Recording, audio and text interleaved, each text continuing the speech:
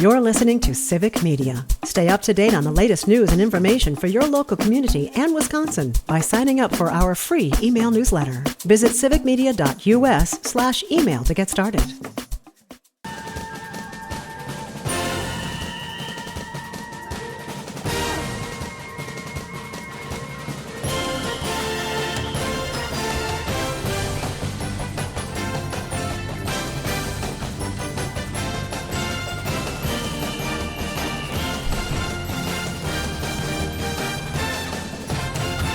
And good evening once again, and welcome to another edition of the Big High School Sports Show on 98.9 and 1230 WXCO, online at bullfallsradio.com, mobile devices, and Alexa by searching WXCO, and on the Civic Media app. I'm Chad Holmes, joined by former Wausau West head football coach Jason Foster. Coming up on the show, we will recap last week's Week 5 action in area high school football, look ahead to week number 6 a little bit later on in the program, and in between have a couple of guests. Our coach guest for this week from Newman Catholic High School, Paul Micklig. Cardinals 3-1 on the season, but it's been quite a roller coaster for Newman Catholic so far in 2024. We'll talk to Coach Micklig about his team and where they stand and where they're headed as they reach the midway point of the 8-player football season. And then coming up at 7:06, we'll have our student athlete guest for this week from Merrill High School, E.J. Wykes. So E.J. Wykes, one of the leaders on this team, had 10 tackles and a couple of forced fumbles last Friday night as Merrill won the War on 64, defeating Antigo. We'll talk about that game and talk about Merrill's 3-2 start after not winning a regular season game a year ago. So that's all coming up here on the program tonight here on 98.9 WXCO. And good evening to Jason Foster as the sun comes blowing into here as another beautiful Wednesday night as we are getting towards the almost the 2/3 mark of the season, and yet we're still getting summer-like weather. No football weather yet. No, pretty remarkable. I go out to practice at night and it feels like late August. It does. It's beautiful. But a lot on the plate here for tonight, and let's jump right in because we are now past the midway point of the 2024 regular season, and teams are trying to put themselves into position for conference championships, trying to get themselves into position for the playoff berths, and a lot of important games going on throughout central Wisconsin. Let's start off with the Wisconsin Valley Conference. And last week, DC Everest went on the road, defeated Marshfield by a score of 36-25. Evergreens in first place in the WVC / Big Rivers East Conference. Everest now winners of 4 games in a row. They're 4-1 overall, 3-0 in the conference. Marshfield now 1-4 overall. They are 1-1 in the conference. They're 1-2 when it comes to what they're looking at in terms of the playoffs. So we got to kind of separate that with the Valley. But Blake Bankston, another massive night. He's had a few big nights so far this season. The DC Everest runner had 30 carries for 147 yards and 2 touchdowns. Added 2 catches for 115 yards and a score. Logan George, he's had a couple of really good weeks now. He had a big game against Wausau West 2 weeks ago. Backed it up with a big game at Marshfield, 13 of 17. 250 yards, 2 touchdowns, and an interception. For Marshfield, Chase Robinson was 11 of 18, 163 yards, 2 touchdowns, and a pick. Graydon Rohde, 6 rushes, 65 yards. So DC Everest, you talk about a good couple of weeks on the road. They went to West 1, they went to Marshfield 1, and they put themselves in a pretty good spot in the WVC BRC East. Yeah, they got some quality opponents in their rearview mirror, have played good games. I think this score is a little bit interesting to me. Marshfield got hung 25 points on them, and Everest, I think that's kind of the one thing that Everest is still a little bit of a question mark, is their defense. A Marshfield team that scored 50 the week before, so maybe they're getting some things together there. But previous to that, had really struggled to move the football and score points. But looked like a lot of big plays for Everest when you look at Blake Bankston's 2 TD catches for 115 yards, and Logan George racking up 250 yards on only 13 completions. So another good game for him. Offensively, they are pretty stout right now, and they're definitely a force to be reckoned with in the conference. Bankston's been one of the really good stories because, of course, he had an injury last year, and he's come back, and to get 30 carries in a game on a Friday night obviously shows that he is a workhorse for DC Everest, and it's always great where the kid who misses a chunk of time is able to come back and really have a terrific senior season. Yeah, I think there's definitely some kids in the conference who've kind of splashed from week to week and had big plays and big numbers, but I would say consistently week in and week out, Blake Langston has to be kind of the front runner for Offensive Player of the Year in the conference. He's just consistent. Whether he gets 15 carries or 30, his numbers, yards per carry, are pretty much the same, and catching those balls out of the backfield and 3 touchdowns on the night. Running and catching, pretty impressive night for him. Hudson defeated Stevens Point 21-14. No points in the second half for Stevens Point. It was 14-14 at the intermission. Hudson, who's been struggling a bit, actually, we saw them over at Tom Field beat Wausau West, but since they got into the Big Rivers Conference, had a couple of stub toes early on, but still a very good football team. They're now 3-2, 1-2 in the BRC. Stevens Point is 3-2. I guess Hudson is 0-2 in the BRC, 1-2 again, but that's a big win for them, obviously, to get into the playoffs. Stevens Point is still 2-0 in the conference, but again, because of this decision that's been made where the crossover games do not count in the conference standings, but they do count when it comes to playoff qualifying. So Stevens Point still 2-0 in the conference, but 2-1 when it comes to their playoff qualifications.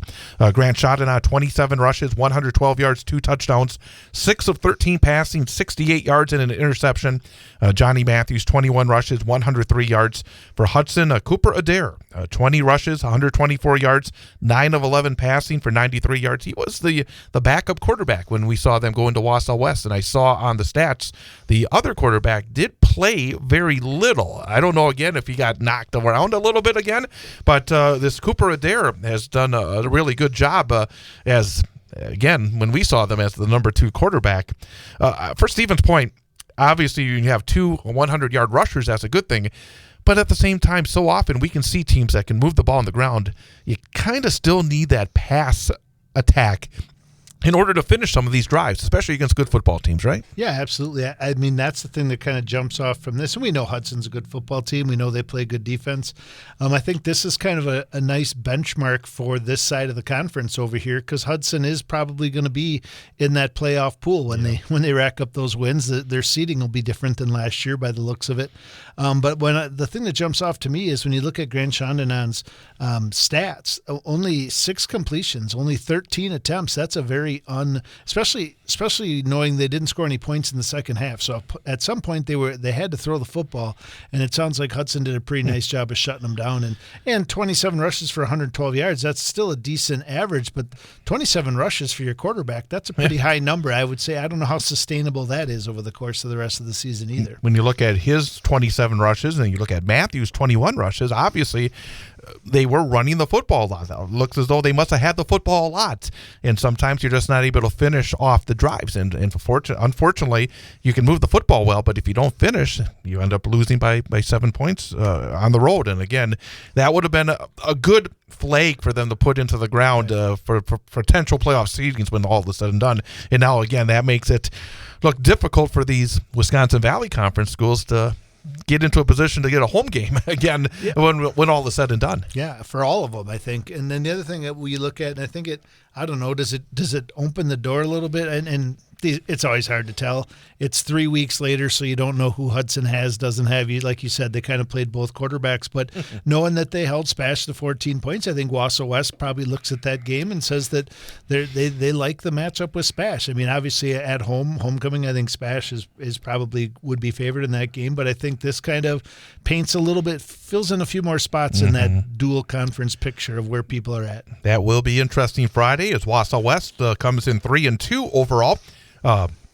2-1 in the Wisconsin Valley Conference. BRC East beating Wisconsin Rapids 21-6. Rapids still looking for that first win of the season. They're 0-5 and 0-3. Cooper DePoit for the 4th straight week cracks the 100-yard mark in rushing yardage. He had 18 carries for 142 yards and a touchdown. Great to see Jack Kostrowski back at quarterback for West, and he showed why he is such an important cog for the Warrior offense. He runs the ball very well. 10 rushes, 88 yards and 2 scores, and very efficient throwing the football. 5 of 7 passing for 97 yards. Bennett Matson had 4 catches for 83 yards as well for the Warriors. Wisconsin Rapids was paced by Cohen Lehman with 17 carries for 84 yards and a touchdown. Their quarterback, Jonah Rasmussen, had 24 rushes for 76 yards, but Rapids just doesn't throw the football. 1 of 6 passing for 7 yards for Rasmussen. And in that game, 21-6, Wausau West. The thing about that game that was, I thought, very impressive for Wausau West, I don't think they were stopped offensively. They stopped themselves 3 times. They had a couple of fumbles, and one drive they drove deep into a Wisconsin Rapids territory, had a offensive pass interference penalty that put them behind the sticks, and ultimately were not able to score on that drive. But they otherwise moved the football very, very effectively. And again, I thought we saw a difference with Jack Kostrowski out there. It was the first time as well that we saw both Kostrowski and Cooper DePoit in the same backfield at the same time. And with those two, a very, very dangerous running game for Wausau West. And of course, you got Matson, a very dangerous receiver on the outside as well. Yeah, I think it was a great return for Jack. I love the 10 rushes for 88 yards. He's such, and the 2 touchdowns, I think, are big too. I think he really opens up what they're able to do inside that 10-yard line. Obviously, to beat teams like Spash and some of the more competitive teams down the road in the playoffs, we're going to have to throw the ball a little bit more. But obviously, Bennett was happy to have him back with his 4 catches and 88 yards. But they're definitely a more complete package with Jack in there, in particular in the running game.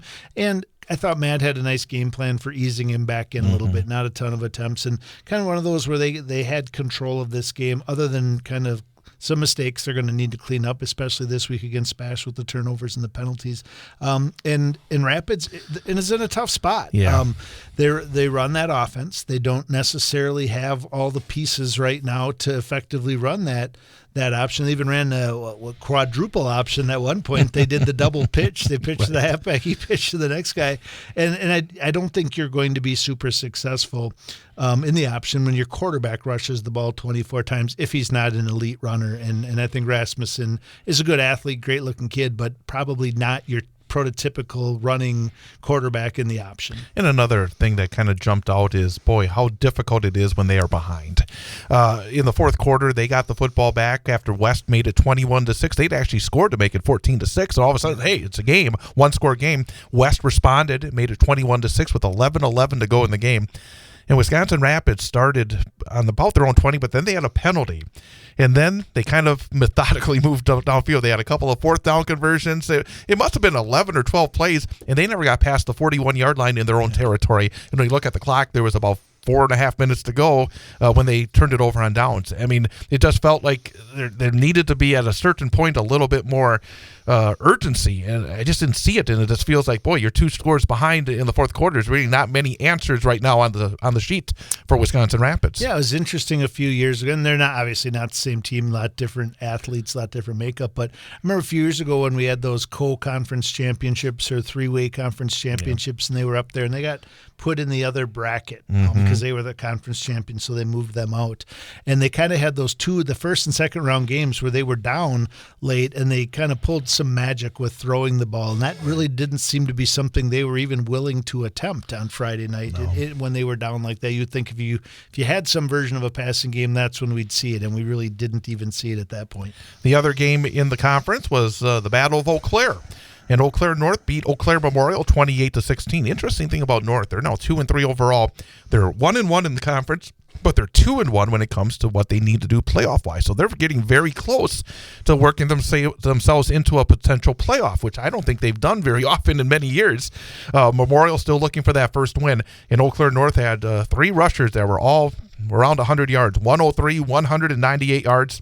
They had 301 yards on 51 attempts as a team. Memorial moved the football pretty well. Their quarterback, Aaron Gunlock, 15 of 22, 184 yards, 2 touchdowns and a pick. But it's really interesting because I think we're going to see this in some other areas when we talk about some of the action. These teams that start off 0-2 where it just feels like things are not going very well, but you get a couple of wins early on in your conference and you may still be under 500, but you're almost knocking on a playoff berth already. Things can turn around pretty quickly during the middle portion of the season. Yeah, it certainly helped. Eau Claire kind of hit the crossover lottery this year with drawing Superior as their crossover game. And I actually was talking to Travis Brown, teacher in the Wausau School District and coaches hockey.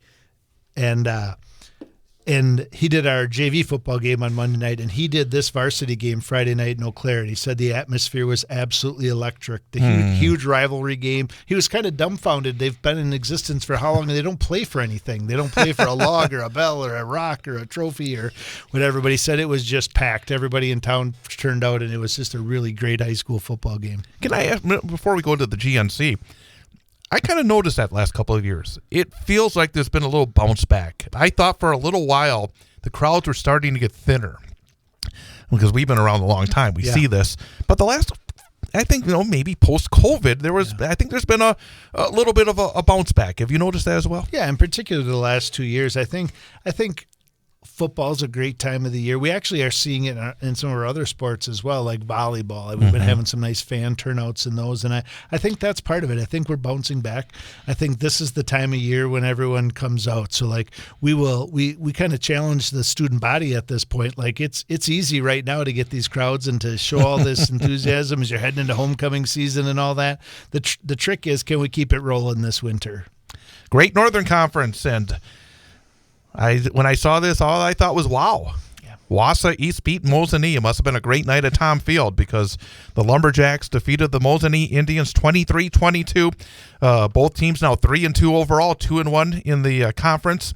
Ian Stahl, 18 rushes, 100 yards, a touchdown, had a game-opening 83-yard kickoff return for a touchdown. Davis Winter, 7-14, doesn't blow you away, 140 yards. But the big difference this week, last week he had no touchdowns, 3 interceptions. This week he had 2 touchdowns and no interceptions. Jesse Knapp-Gezik had 3 catches, 71 yards, and 2 touchdowns. Treve Stoffel, who was our guest last week, Mosinee, 13 of 26, 230 yards, a touchdown and a pick. He also had 15 rushes, 36 yards, and 12 tackles on defense. But perhaps the number that was the most surprising in a sense, we kind of touched on this last week, that Wausau East has had trouble against these run-first teams. Mosinee's not really a run-first team, and they were not able to run the football very well. They only had 68 yards rushing on 24 attempts for 2.8 yards per carry, and obviously East did their best job against the run, but Mosinee had a chance to win it. They went for a 2-point conversion after scoring with 1:21 to go in regulation. Obviously, you have a decision to make as a coach. That's why you get all the glory and get all the heat as well. But in the end, they missed it, and East got a huge win. I mean, a lot to unpack there. Yeah. Obviously, I think this is kind of Wausau East game plan or plan for success this year is you got to have big plays, right? In their games that they won early in the year, they had the big run plays for long touchdowns. Obviously, the big opening kickoff return for a touchdown was huge. And then getting the turnover with Treve Stoffel throwing that interception. I'm not exactly sure when it came in the game, but all those little things are what you need to do when you're coming back as a program and trying to win. And it seems like they're finding a way to do those things. So great win for them. I would say what sticks out for me a little bit about Mosinee, and obviously Treve didn't really allude or didn't really tip his hand or anything to this when we talked to him last week. It looks like they might be struggling right now with possibly some injuries. I heard that as well. And who's out there. I mean, when you look at the fact that it looks like a lot of the weight of the world is on Treve's shoulders right now when you look at his rushing attempts. And little easier to game plan if he's missing some of his other weapons. He talked about how many guys they have going both ways right now, so it sounds like they might be a little banged up. So no excuses. Great win for Wausau East, and you hope for Mosinee's sake that they're able to kind of regroup from this one, get healthy, and have some success moving forward. Merrill beat Antigo 31-0, and 3-2 now for Merrill, 1-2 in the GNC. Antigo 3-2, 1-2. Kind of talked about Antigo last week that they were winning all those games and like finding ways, and it kind of came back to earth last week against Merrill. Also interesting because last year the game was played in Merrill and Antigo shut them out and won their trophy game as well. But for Merrill, Callum Wheeler, massive night, 12 rushes, 224 yards and 3 touchdowns. Aiden Lansdorf, 8 of 13 passing, 112 yards and a touchdown. Jax Hansen had 12 tackles. Our student-athlete guest for this week, E.J. Wykes, had 10 tackles and a couple of forced fumbles. But for Merrill, a year ago, they did not win a regular season game. They won their extra game, but that was like a futures game. And for them to have 3 wins already this season and win their rivalry game on the old Highway 64, very impressive start for the Merrill Blue Jays. Yeah, it's a great win for them. And we talked about this a lot last year, is how the schedule lines up, right? Like they have the big ones in their rearview mirror right now, so they're ready to make some hay and get the wins they need to make the playoffs. This one kind of stuck out to me. I mean, I think I probably maybe expected Merrill to come away with the win, but it being that convincing, 31-0, I think it. And then we'll talk about it in a second. But to see the Rhinelander Tomahawk score, it's a very interesting makeup, and I think people are still trying to figure out who's who in the Great Northern. Medford is looking very impressive again. They're now 4-1 overall, 3-0 in the conference. They rolled past Lakeland 40-8. Lakeland had won their first three, but then they ran into those Mosinee Medford little tough part of the schedule. They're 3-2, now 1-2. Medford's Paxton Rothmeyer, 13 rushes, 209 yards, and 3 touchdowns. Again, when they've passed the ball this year, they've been able to make some plays. And Parker Listener, 6 of 8, but 98 yards and 3 touchdowns. Lakeland's Noah Bruckner, again, he's been a real force on the ground. He had 20 rushes for 89 yards. But Medford, 367 to 144 edge on the road against a pretty good conference opponent. I thought that was also a bit of a statement win for Medford last week. Yeah, absolutely. I mean, Paxton Rothmeyer, kind of makes me want to some Friday night head over to Medford and watch him play. Just incredible numbers, the touchdowns, the rushes. I mean, 13 rushes, 209 yards. I think the other thing that sticks out in this one is Medford apparently plays really good defense as well. And I don't know, we'll find out how good Lakeland is as with some of these matchups coming up. But to hold a team to 144 yards as a defensive coordinator, you're pretty excited about that.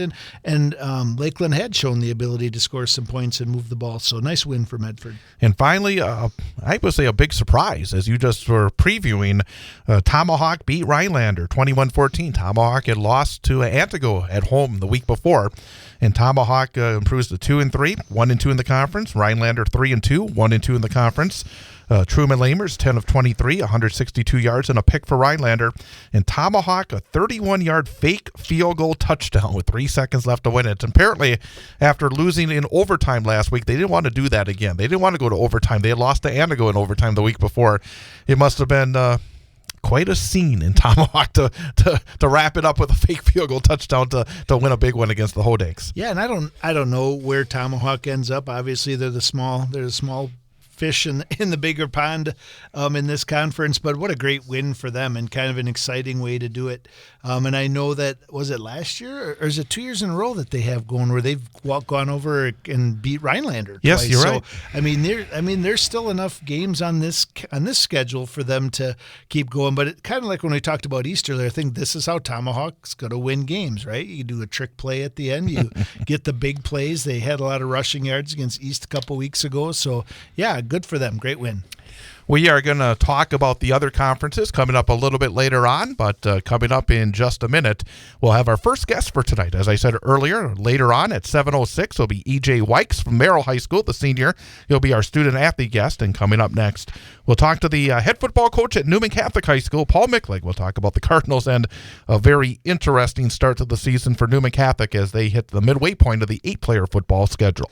So Paul Micklig coming up next. It's the Big High School Sports Show on 98.9 WXCO.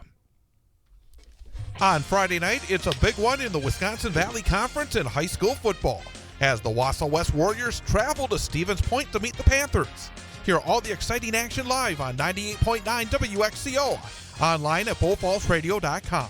Mobile devices and Alexa by searching WXCO and on the Civic Media app. Coverage begins with the pregame show at 6:35 and the opening kickoff at 7 p.m. Wausau West Sports on 98.9 WXCO is brought to you by the Cloverbell Credit Union, Red Robin Restaurants, Sun Printing, the Wausau West Athletic Department, North Star Restoration, K5 Construction, and Coast to Coast Marketing. It's Wausau West at Stevens Point in high school football. Friday, starting with the pregame show at 6:35 and the opening kickoff at 7 on 98.9 WXCO, online at BullFallsRadio.com. Mobile devices and Alexa by searching WXCO and on the Civic Media app. My youngest, we moved her to grad school this year down at the University of Kentucky. So The youngest. yeah, it goes really fast. really, really fast. You're not that old.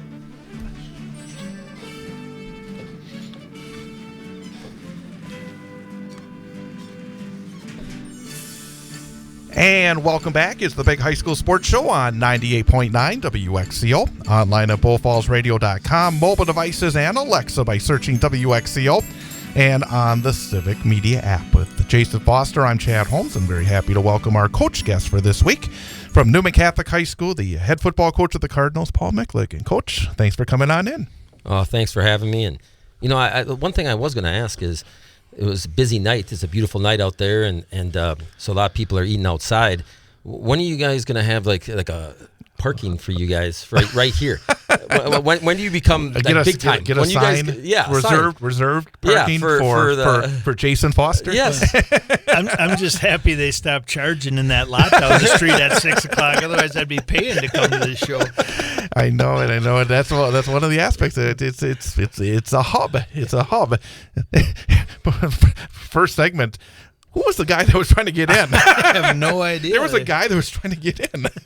Fortunately, he doesn't know the little secret to our door, which we are not going to tell anybody here. But, Coach, again, thanks for coming on over. Thanks for having me, and I love coming over. Absolutely. And I guess just to talk, I hate saying it, but I always say it, hard to believe. It's hard to believe we're midway through the season and you're 4 weeks in.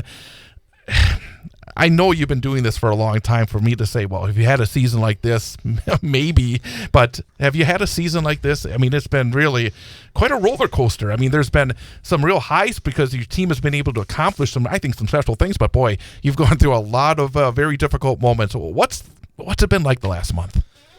Yeah, I mean, it feels like it's gone in a second.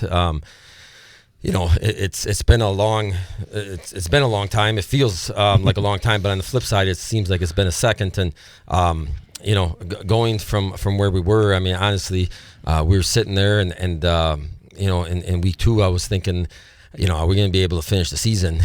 You know, as a head coach and coach, I know you'd be there's so many things that go through your mind in the course of a game or a course of a week that that people don't even understand the process of what you're, you know. I'm sitting there and thinking, you know, what does this look like to the middle school kids? What does this look like to this? You know, you're worried about so much. You're worried about the kids and making sure that the kids that are injured are still part of they're part of the team, because athletics is not about the game itself. It's about having them have something that they belong to and that they're growing, and when you get injured and you're out for the year, that changes. I mean, there's so many things that I could sit here all day and talk about what's going through your mind in like a 20-second time frame.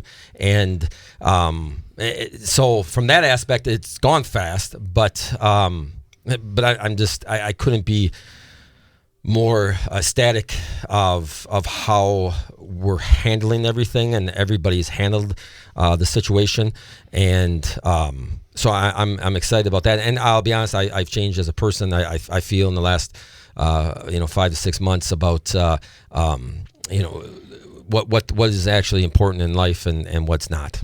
Yeah, I think you said a lot of great stuff there. As Chad and I follow you from week to week, and I get some more insider information from Chad off the air, which is always awesome. Most of it's in the vault, by the way. Be aware. No, you can share all you want.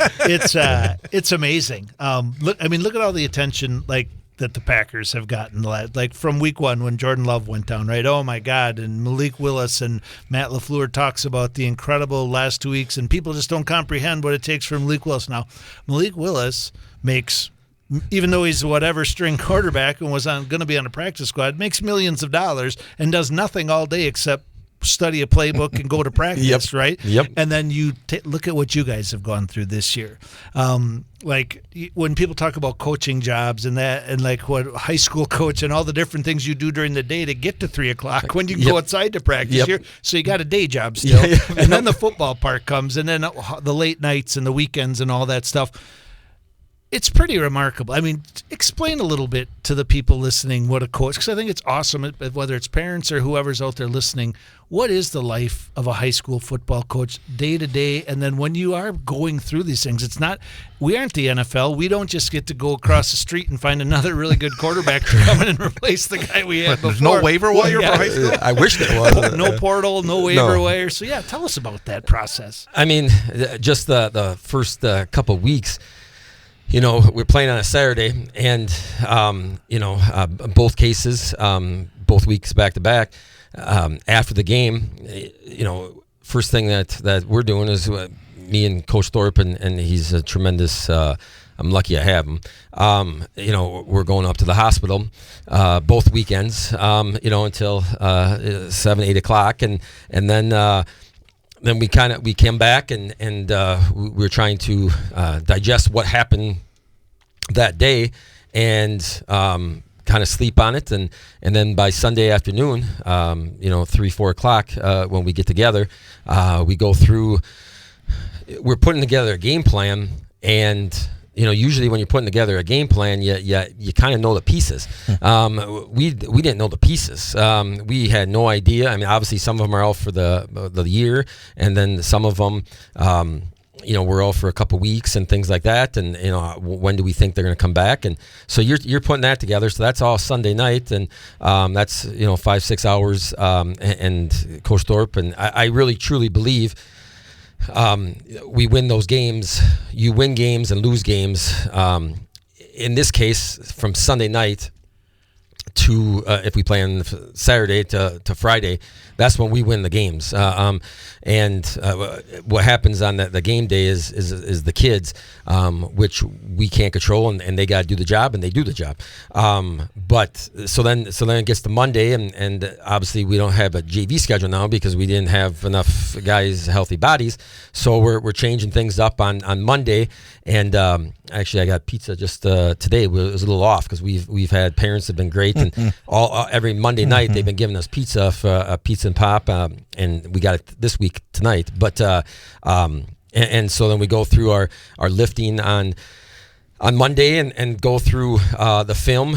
We actually go through a little walkthrough with the scouting report on Mondays, and again, that takes us to about 6:30 on that day, from after school until 6:30, and then they come back on Tuesday, and we're always tweaking stuff, seeing if there's something going on. But then you got your practices on, your heavy practices if we play on Friday, on Tuesday and Wednesday, which and then Thursday our pregame, and Wednesday night, anything that we don't. I try to make sure I have the play sheet and the wristbands and everything ready to go for that practice on Thursday. So that's what you're doing on Wednesday night when you get home from practice, and so it's pretty much nonstop. Yeah. During the season, and this week I'm gonna be honest. I'm kind of excited that we play on Friday at 4, and it's going to be the first time that. It's going to be I'll be able to listen to Chad and stuff and on the way home and there's the pressure now. Yeah. Well, not that I don't listen to you anyways, but I'm just saying that. But it's now the game is over already. Right. Instead of usually waiting for the game, I don't want to say it, but I don't listen to all the time, Chad, because I got so many other things going through my mind on a Friday night for playing Saturday. I'll forgive you this time. All right. I think the other one other point to that too is how hard it is. Like when people, the other thing they don't understand is when you play on a early season, there's a lot of Thursday games, but then everyone else goes to Fridays. Yep. Like maybe an occasional Friday homecoming game or what have you, but you play on Fridays and you come into a routine. So when you talk about playing on a Saturday and then spending Saturday night at the emergency room, which isn't common, but it was this year, very unfortunately. Yes. Like most coaches are, come Saturday night, they are 10 plus hours into film watching, getting ready for next Friday's game. Yep. And if you play on Saturday, you haven't even watched your own film yet by that time Saturday night. So that makes a huge, you've basically lost a day. Yes. And when you're trying to catch up for it, it takes a little time for it. And especially with the injury, obviously starting a quarterback every week. And this will be the first time that we're, I shouldn't say that even. I should knock on wood or something. But that we'll be starting the same quarterback on Friday, and so it's just been. It takes a little more time because you got to change the game plan. You got to change the stuff you're doing, and you got to suit. And that's why I was so impressed with. I thought Matt LaFleur, again, he's probably got a little more time than I do to try to put that stuff together, but.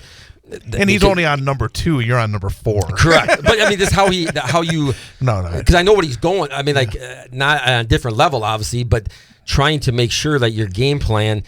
Like, oh, what's your playbook? Well, you know what? My playbook's totally different than it was, That's my next question, actually. Flexibility as a coach. Because I think there's some coaches that are so wedded to what they do. You could not be wedded to anything this year. And I think the LaFleur example is very good because he had to do things very differently in that first game, obviously, and I think they opened it up a little bit more last week for yourself. You cannot be totally wedded to one thing. You have to be really open up your mind as a coach. How much has your experience helped with that you've been able to see so much, be able to talk to other coaches, be able to digest so much in your football career, to be able to do what you've done so far this season, where you have had to change who you are as an offensive team based on who the quarterback is, how much experience they may have. The flexibility aspect, I imagine, is something that you need to have when you're in these situations, right? Yeah, you have to be flexible. I think we have been. You also, I think I've noticed more than the past is I'm looking at what their weaknesses are more than our strengths, and changing to go to their weaknesses, what we can do. I guess I always have been trying to go play to our strengths, but now I'm looking at their weaknesses and trying to find them, and then hopefully we can pigeonhole our strengths, some of our strengths into that, their weaknesses. But I think that's what the last couple of weeks, more than anything. But zig when they zag, right? Yeah, I mean, but I'll be honest. I mean, and I guarantee Matt LaFleur's not doing this. But that when I'm sitting there and against games, I'm trying to make sure I'm calling plays that and putting people in positions where they might not take a hit, or they might not take because I can't afford to lose that person. And so I'm putting that person over there. I'm not going to call that play because I don't want to put that person in that position. It's a game of football. I understand that, and you can get hurt walking down the street. But I'll tell you this right now: every play call that we're looking at I'm looking at making sure. Okay, is this a play call that if we do things right, everything's going to be okay? And that's how deep we've had to go this year, which I don't know if like I said, Matt LaFleur's not doing that. Even last week in the game on Saturday, where everything really went well. I mean, boy, you played a fantastic football game. You're up 48-6 in the second half. You still have to hold your breath because you only had 14 kids out there to begin with. 14 kids in uniform. Even when things are going great, you never know when that next pothole is going to come, and you have to. Yeah, you cannot take a break mentally in that football game, even up by 42 points, could you? No, I mean, and even the week before, I mean, I'm trying to get out of that game to make sure that we have all the guys going to the next week. So we have those guys, and every call is how can I get this game ended as quick as possible. Again, I don't think Matt LaFleur is thinking about that. I don't think like, okay, how can I get this game? I'm trying to think of a play. If you go out of bounds here, keep that clock running, this and that, and doing those kinds of things. That is how detailed it's had to go. And again, is that like the most enjoyable thing in the world? I would say probably not. But it is what we have to do, and that's my job. The other thing that's interesting to me, I always love it when you come on. Or just talking to you generally about 8-man football, is I had a conversation, and you can kind of respond to your 2 cents on this, but I had a conversation. We had a athletic directors meeting in Anago yesterday, and I walked in with a guy who's a head 8-man coach, who were named nameless at this time. But he talked about, because they just transitioned over to 8-man not too long ago, and there isn't really anybody who came in as an 8-man football coach, right? Most everybody is an 11-man, and isn't that kind of one of the big factors? Obviously, athletes make a big difference, but your ability to play 8-man football versus playing 11-man football on an 8-man schedule and field and all that. Yep. And the interesting thing he told me was that he struggles with in the transition to 8-man is all the things you have to prepare for defensively. Yep. Like from week to week, all the different things you can do from that is just so unique and different to 8-man football, and what anything you might be able to see and how each team does things really differently, he said, is a challenge. Is that something that you've seen as well? We've talked a lot about offense, but creating your defensive game plan week to week? Yeah, I mean, we spend most of the time, and I know Coach Thorpe does a great job with it, and we spend the Sundays is usually on the defensive side of the ball. And then when I'm by myself Sunday night and into Monday night, is that offensive game plan is a different thing, because it is so unique, and that's why to last week to hold a good team to 110 yards in 8-man football is honestly tip my hat to Coach Thorpe, and to be able to do something like that, it's very difficult, especially if you have any. I shouldn't even say that you need even a lot of talent. It's tough to hold any team down if they're going to be moving guys around, because you're going to get caught sooner or later, and to not get caught in a whole game is quite remarkable. Again, we're talking to Paul Miklik, the head football coach at Newman Catholic High School here on 98.9 WXCO. Let's talk a little bit about some of the guys we've talked to. Well, you've gone through a lot of quarterbacks, but let's talk about the line, because one of the areas that I think that's probably saved you this year is the fact that you've had experienced folks back on your lines on both sides of the football. And again, knock on wood, you've been able to keep those guys out on the field for the most part. Talk a little bit about the importance of what you've been able to accomplish up front in terms of being able to survive the injuries that you've had so far this year. Yeah, I mean I'm counting Stephen Clement in that group because he's our Y tight end. So I mean he's one of the four, and those four guys, the seniors, and they have played every game and every snap, and they have had past injuries. Evan had a ACL when he was younger. Last year, Carson broke his wrist in the last game of the regular season. And these guys are healthy, and Stephen actually was out too with a shoulder injury last year. So for them to be, they had a great offseason. They've had it, and we talk about going to the perimeter camp all the time because somehow Callow always gets a hustle award. So they always talk about that. But they love that camp and love the coaches from the area that come and do that stuff. And those guys, they have done it, and they've put it on their back that, hey, let's make sure we do our job. And those four guys, and Greg is the other one.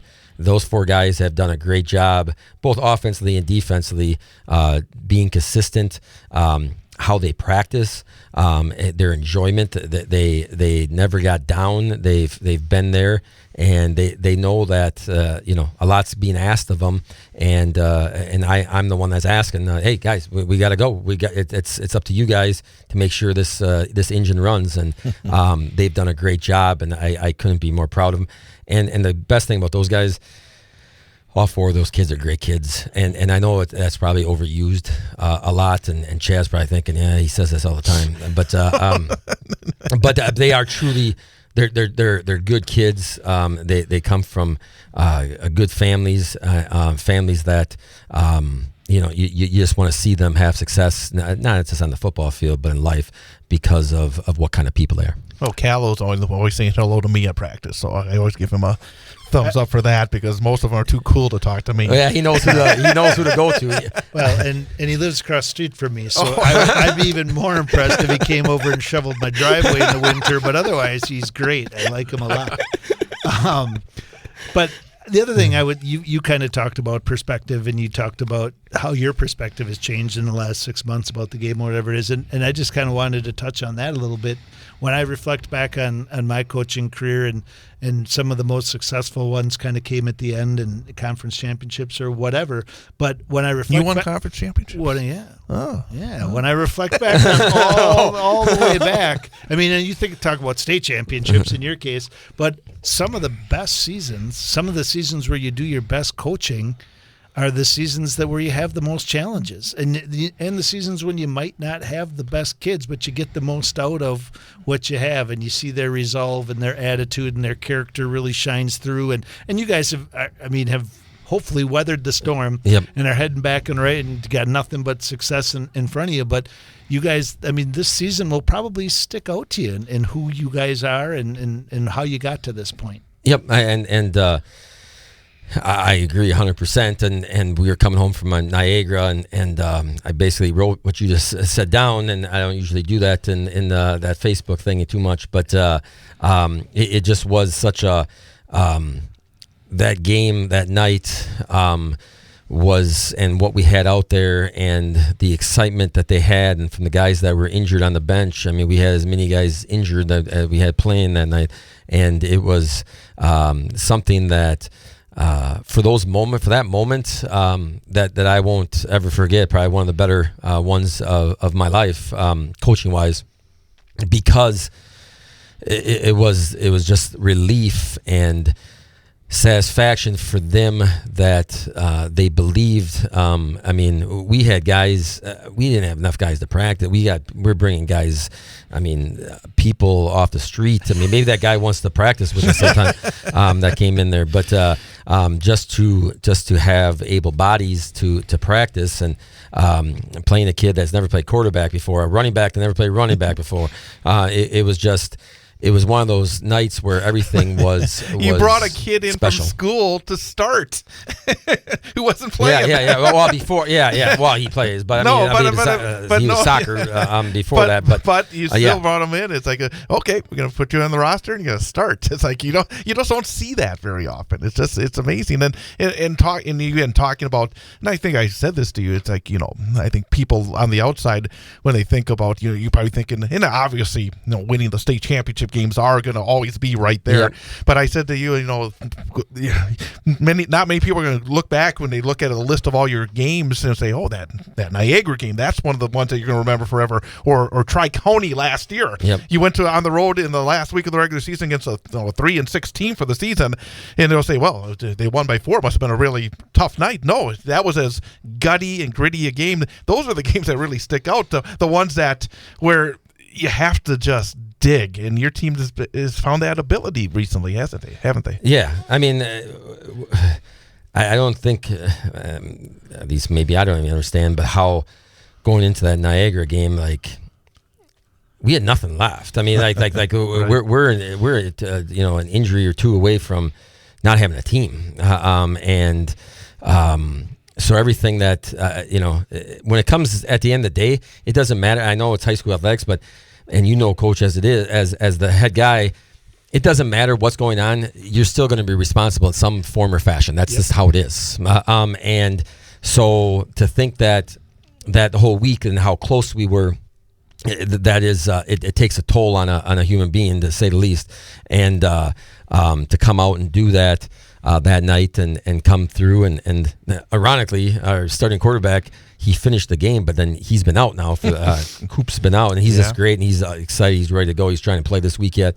But it's just there's so much into it that I unless you're in the fire, you don't quite understand how hot it was. Yeah, and ultimately, winning gold balls is I don't know, but is awesome, and people are going to remember those. But at the end of the day, high school athletics are about being able to look back over your shoulder and say, I'm a better young man or young woman today than I was when I started this journey. And it sounds like you're going to have quite a few kids who are going to be able to tell that tale and be able to say that.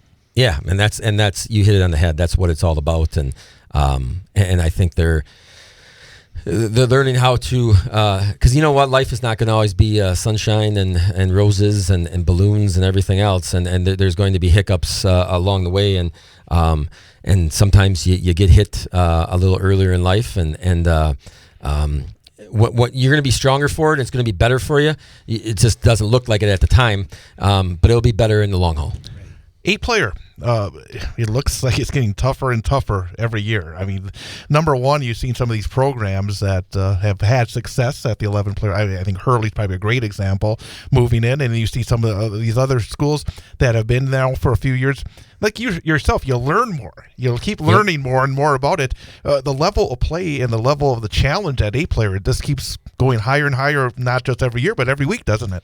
Yeah, I mean, and quite frankly, you're getting good coaches in there, real good coaches, Hall of Fame type of guys. I mean, or Hall of Fame already.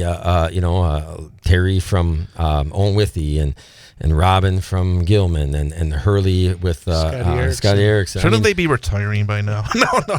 No, I wish. But these guys are top notch coaches. But they've been around for such a long time and winning so many games. You're exactly right. And the one thing about you're going to find from a winner is it doesn't matter what they do, they're going to win at it. And life or whatever the case might be, and these guys are winners, and they're going to have a successful program at some point in time. It might not be all the time because the numbers are going to dictate it that it doesn't work all the time. But I had the opportunity this summer to coach with one of their coaches, a young guy that we actually coached against when we were in 11-man, and to hear what they say and what their thought process, what Owen Withey does, and things like that, and what Coach Lauby does, and so those kinds of things, and Gilman guys came up and got to talk to those guys for a half a day, and pick their brain and things like that, and you're always trying to.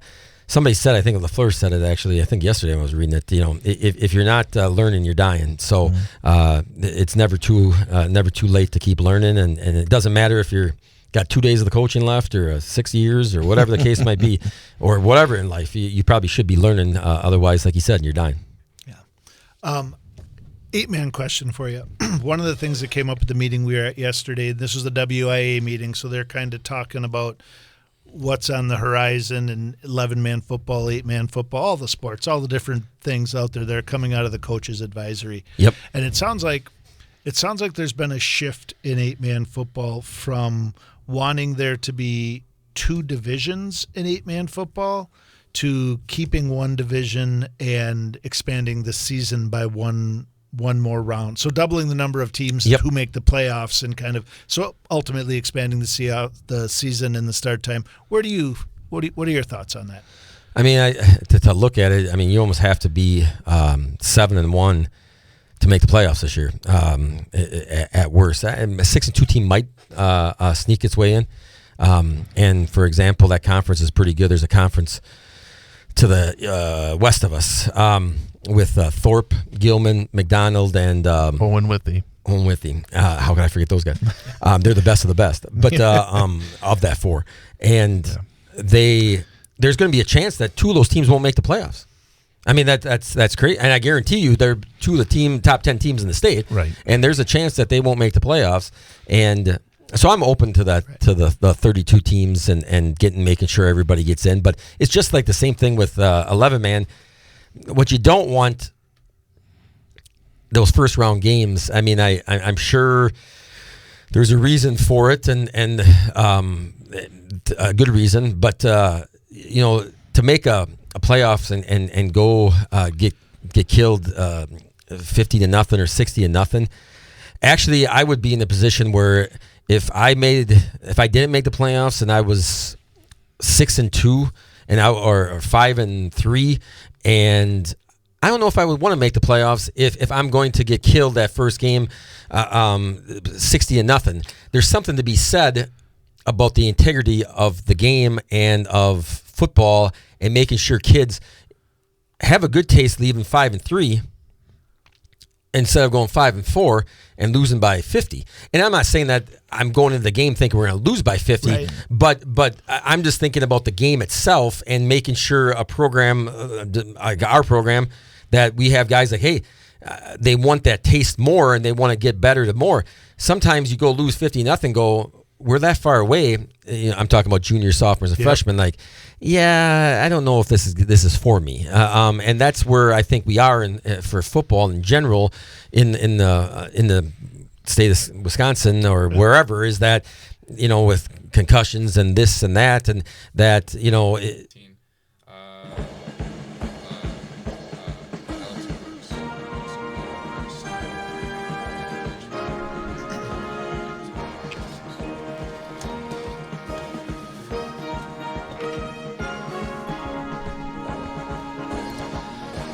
And welcome back. It is hour number 2 of the Big High School Sports Show on 98.9 WXCO.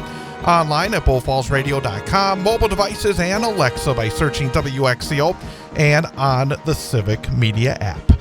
Along with former Wausau West and Northland Pines head football coach Jason Foster, I am Chad Holmes. Thanks again to our coach guest for this week, Newman Catholic head coach Paul Mickling.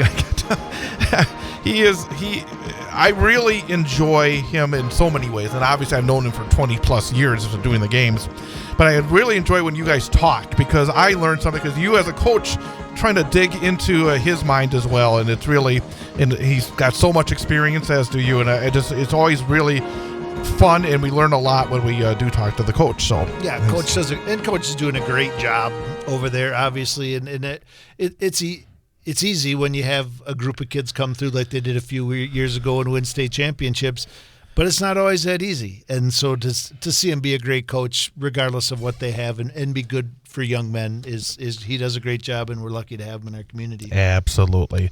And now, as we always do at the start of the second hour, we have our student-athlete guest from Merrill High School senior E.J. Weixen. E.J., thanks for making the trek here to Wausau and coming here in studio. Really appreciate it. Yep. Thank you guys for having me. Absolutely. And I have to make a confession, because we started off our season this year, and our first coach guest was Coach Jason Wadzinski of the Merrill Blue Jays. And my confession is, when we bring in somebody the first week of the season, that means we want to get them on real early, because we don't know, because we like to have kids and coaches come in after you win football games. I made a mistake. He could have come in almost any week here, because your team has been doing such a great job so far this season. 3 wins and 2 losses so far. Only losses to a couple of powerhouses in your conference so far this year, after last season not winning a regular season game.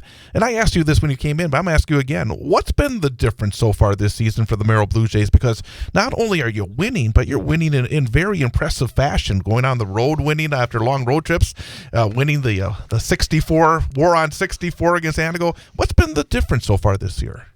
I would say it's just a strong group of seniors who kind of have the same goal in mind, and always lifting people up, and just keeping a good culture, I would say, is the biggest thing. And the coaches have stayed positive through it all. I mean, obviously after last year, it's tough to come back and kind of have that same goal, but everyone's kind of had that in mind. So what types of things did you guys, and I know I asked Coach this when he was here, what types of things did you guys do in the off season? Like, he kind of said last year that the springboard was that extra game you played. I think it was against East, and you guys had some success in that game, and he felt like that started the ball rolling. What was your like, I know what you guys have kind of done so far, which is great, and we can definitely see the turnaround. What was the off season like that laid the groundwork to this season? Obviously, I mean, you got to have your off season lifting, but I mean, coaches are very nice about, if you have a sport, your sport is your sport. You don't have to make sure you're getting in the weight room. Obviously, that's nice, but making sure once we get to the summer, you're in the weight room, and then if you can go along with your sport in the weight room, that's great. And I think our trainer, Dakota Rest, does a great job. He's provided in the mornings before school agility workouts. He's provided mobility things. I mean, he's just done a great job for our program overall. When you look at the season so far, obviously you started off against Osceola, and frankly, and that was a little surprising. I mean, again, from the outside, because last season you had a rough go of it at home against Osceola. Yep. You went on the road, week number 1, and won by 20 points. What did you and your guys say in the locker room on the bus ride home after that one? What was the feeling like to start your season off in that way? That one was a lot of fun. I mean, especially coming off of an 0-9 season, going into a game where the year before they beat us by, I think it was 41. Yeah. I mean, you go in there, you're like, okay, we're taking a 3-hour bus ride to Osceola. We're not really sure what to expect, but I knew we had a good team going in, and we had a good chance to win. So let me ask you then about week 2, because Then you're home, your home opener against Crandon, and you're down by 2 scores with about 5 or 6 minutes left in the game, and you're able to pull that one out.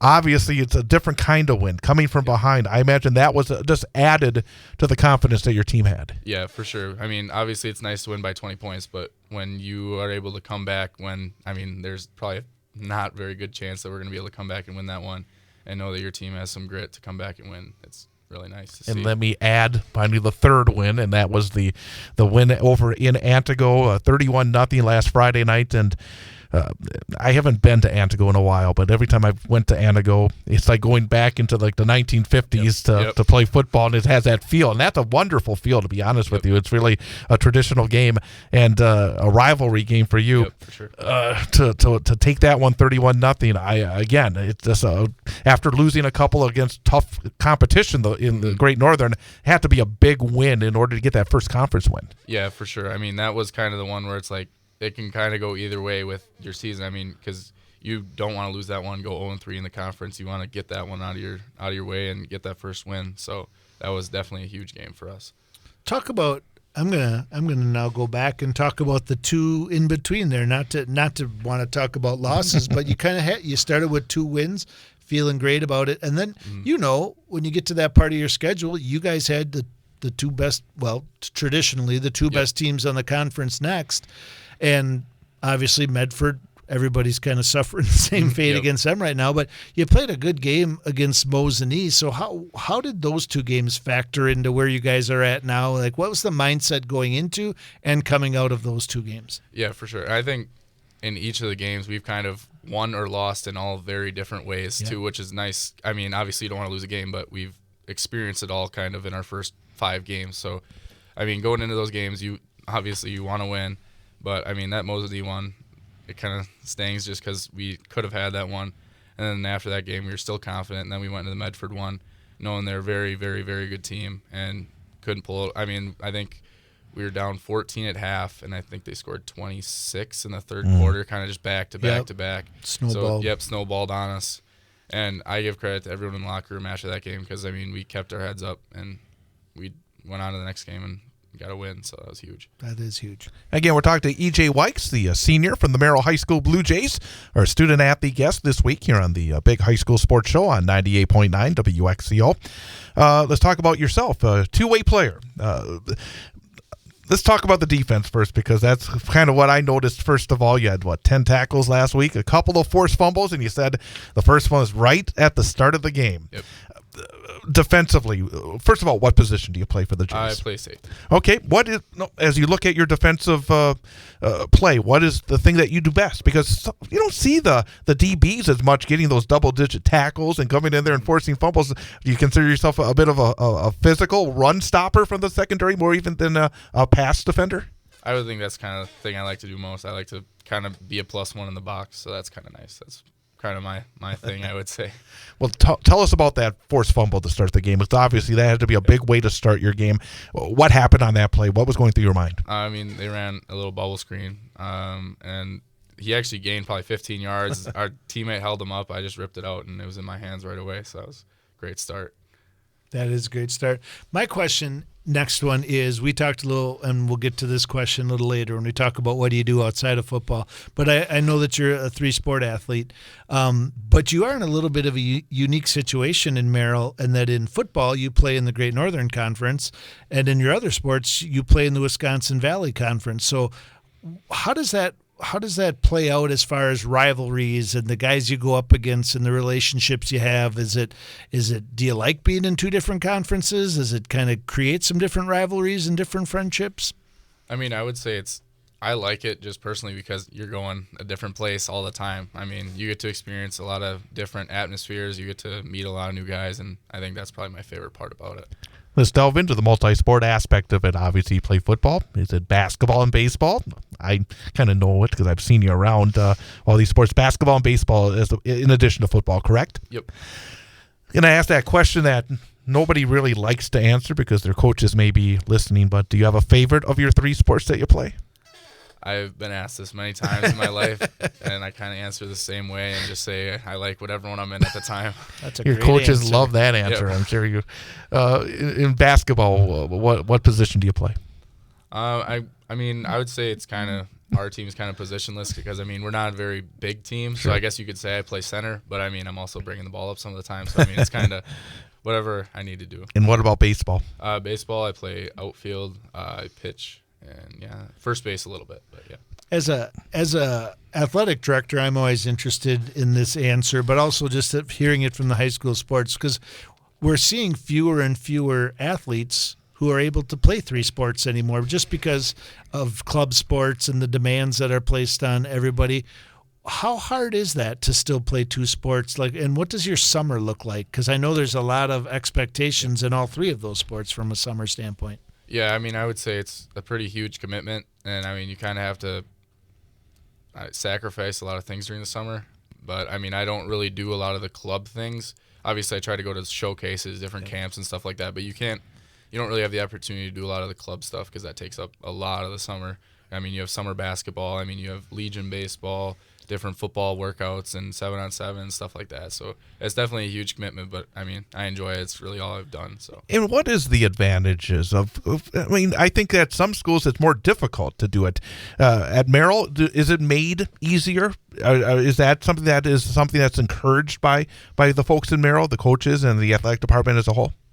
I mean, yeah, I would say, I mean, obviously it's still declining in the 3-sport athletes just because of how much extra stuff you have to do in the summers. But I mean, yeah, I mean, I would say it's kind of the same all around, like for other schools too. So I'd imagine that the 3 sports keep you very busy. When you do have some downtime, what do you like to do in your free time?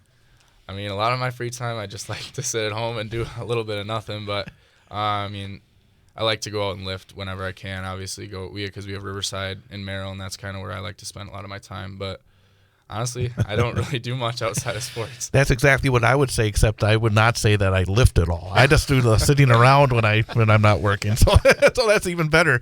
Do you have a favorite class? Favorite class? We actually have it's called Unified PE, but it's PE with some of the special education students in our school, and that's a lot of fun.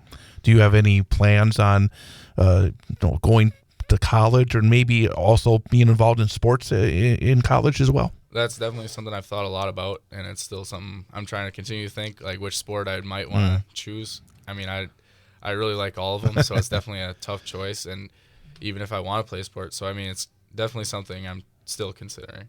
What do you want to pursue in school? I've also thought a lot about that, and I think I'm kind of leaning towards physical therapy, which I'm kind of interested in that, and we have a really good we have a really good trainer at Merrill, so ask him and have a good resource for that too. Going back to what Coach Foster was asking about, being in the GNC and the WVC in some sports, do you have a favorite rival? Is there a game that in one of your sports against a school that you really look forward to that maybe gets you going more than maybe a little of the others? I mean, obviously, after this past week, Ihanigo is a good one, but I mean, it's hard with the Wisconsin Valley because we're kind of the little school in the big conference. So, I mean, I wouldn't say any of these schools look at us as a rival, but I mean, I don't know. East was a lot of fun to play last year. We played them 3 times. Unfortunately, lost all 3 of them, but those were always good games, and I enjoy playing them a lot. And that is interesting as well from a conference standpoint because you'll be gone, but starting next fall, you will be in the Great Northern Conference for everything. What is the general mindset on that from like your classmates, your coaches, your teachers? Is there much buzz about that? Are people excited about it? Are there people who wish you weren't doing that? What is kind of the mindset? I mean, I would say people are pretty excited that we're going to the GNC. I mean, obviously, there's a lot of great teams in the Wisconsin Valley, and that'll give us kind of a chance to really contend for a championship.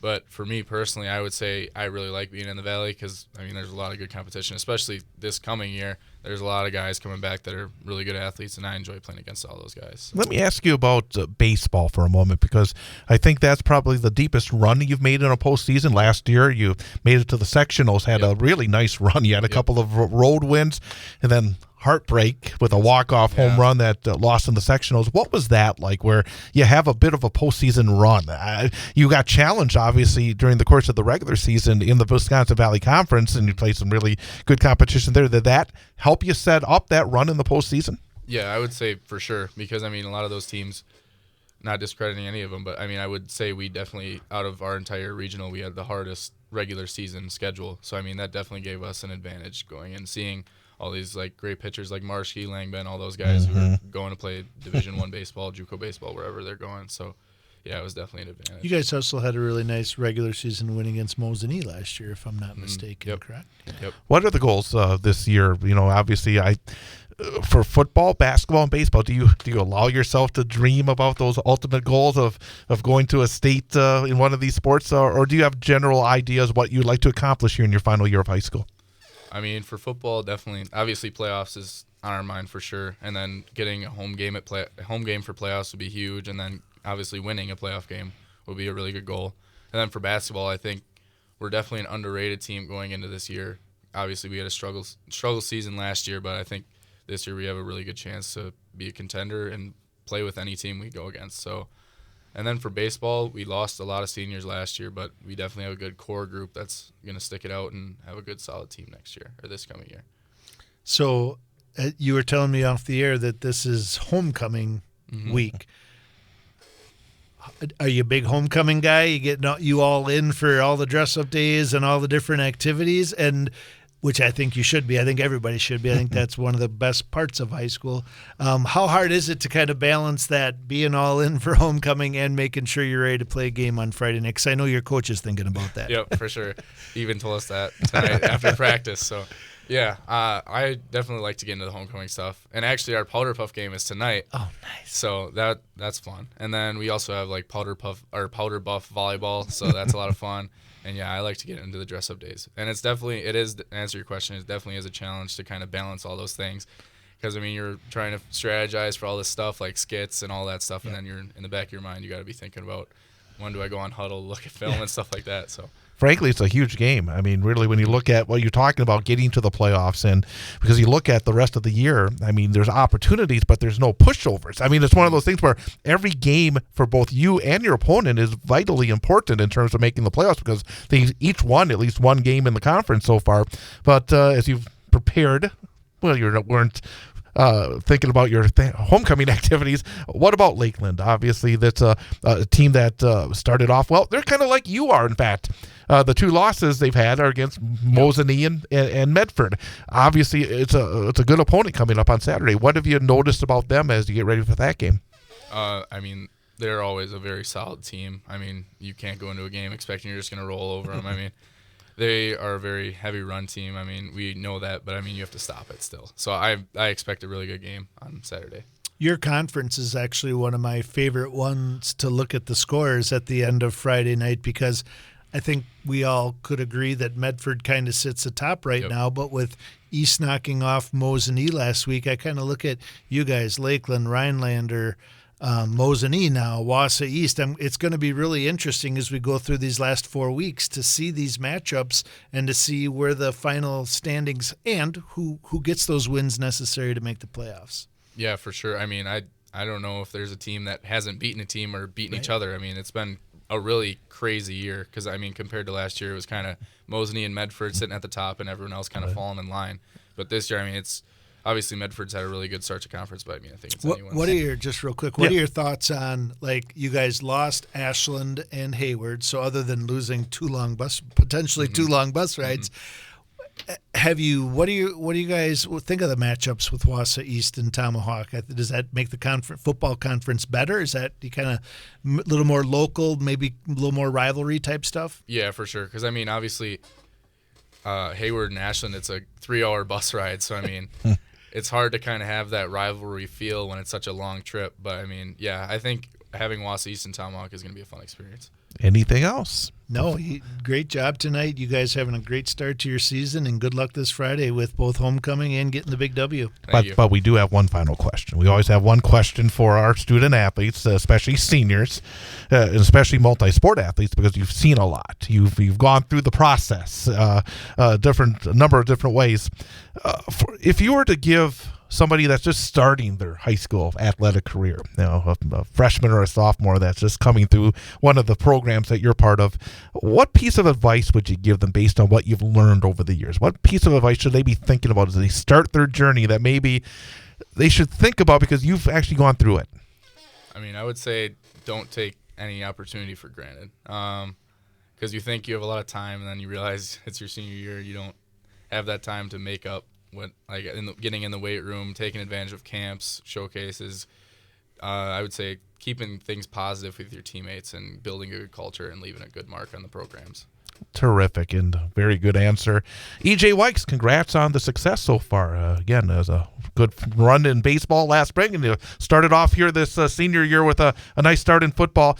Best of luck on homecoming Saturday, and again, thanks for making the trek up here to Wausau. Yep, thank you guys for having me. EJ Wykes from the Merrill Blue Jays. We're going to come back. We still have some results to talk about from last week, and then we'll look ahead to this week's action coming up next. It's the Big High School Sports Show on 98.9 WXCO. Talking new coaches polls for volleyball and boys soccer, plus a sneak preview for Week 6 football. I'm Travis Wilson, and this is a WisSports.net Minute brought to you by Just a Game Fieldhouse in Wisconsin Dells. More high school sports news after this. You may have heard of Just a Game Fieldhouse in Wisconsin Dells, one of the country's premier destinations for youth sports and events, but did you know that Just a Game does so much more? Just a Game also delivers end-to-end apparel, equipment, and event solutions. With their state-of-the-art screen printing and embroidery facility, they can help with branding for your team and business items, including uniforms, apparel, and more. Just a Game also offers digital services that include a cashless digital platform and event live streaming. Just a Game has also added a second brand new facility in Reedsburg. Find more information at justagame.com. A new week means new coaches polls. There are no changes at the top of the WSCA boys soccer rankings. Marquette is the top-ranked team in Division 1. Cedarburg occupies the number 1 position in Division 2. The Sheboygan Christian Lutheran Co-op leads the way in the D3 voting, with Shoreland Lutheran holding down the number 1 spot in D4. There's a big change in the boys volleyball coaches poll this week, as Sussex Hamilton leaps all the way from 6th to 1st, as former number 1 Germantown dips to 2nd. In the WVCA girls volleyball rankings, DSHA remains unbeaten in number 1 in D1. Luxembourg Casco is again the top team in D2, with undefeated Cuba City leading the way in Division 3. Living Word Lutheran is on top of D4, while a change in Division 5 sees Eau Claire Emmanuel Lutheran make a big jump from 4th to 1st. The Quick Trip in Wisconsin Dairy football game of the week features yet another huge Classic 8 showdown as Arrowhead travels to Oconomowoc.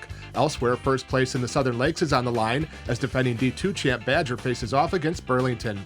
The battle for Highway M finds Middleton making the trip to Verona. In a crosstown rivalry, De Pere heads over to West De Pere.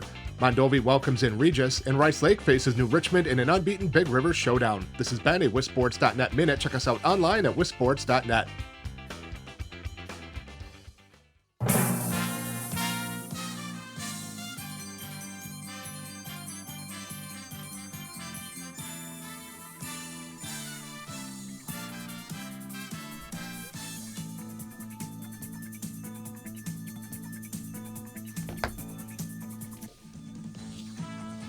Through the Great Northern, right?